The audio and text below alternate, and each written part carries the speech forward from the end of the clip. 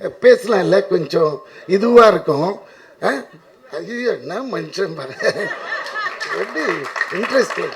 அதான் சொல்லுவாங்க, சார் நான் தெய்வத்தை பார்த்துட்டு வந்தேன்னா அதே ஒருத்தங்கிட்ட, சார் நான் பேயை பார்த்துட்டு வந்தேன் எப்படி இருந்தது இப்போ, அந்த இன்ட்ரெஸ்ட் லெவலில் இங்கே காமிக்கிறாரு.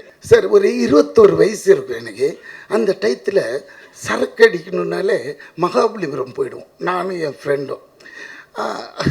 அவன் எப்படியாப்பட்டவனா, அவனோட சரக்கு தனியாக வாங்கிக்குவான். எனக்கு அப்போயே நான் பியர் தான், ஒரு பியர் ஆக்சுவலி மண்ணில் படுத்துருவேன்.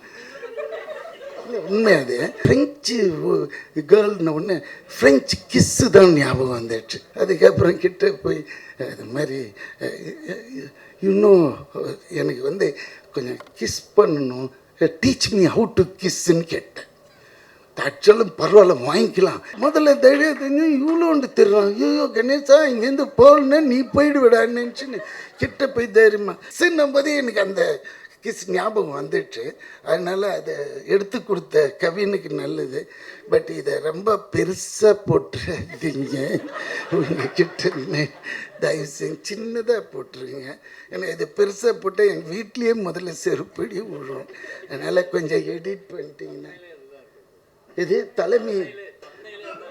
ஐயோ இவர் வேற ஏற்றி விடுறேன். ஸோ இதுதாங்க உண்மையான விஷயம்.